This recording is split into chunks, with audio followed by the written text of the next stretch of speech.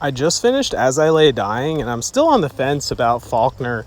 So I'm going to read Absalom, and then I think I'm going to make my mind up then. So I'm kind of going through like all the American classics, and if you have a favorite that fits in that genre, please let me know. I'll check it out. The other day I did a unsupported handstand, and I bailed in a not so graceful manner. So I kind of went back to the regression, and I'm using the trees again, just to build my confidence back up after I had shattered it. Also, I haven't done German hangs in a while, and damn, I feel weak. Like the range of motion feels restricted, and my strength through that range of motion, and the form even. Like when I'm in the full German hang, I can't get quite as hollow and as pointed.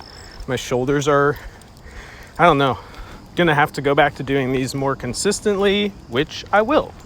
Trying to work up to a back lever and then ultimately a Hephisto, because it's sick, brah.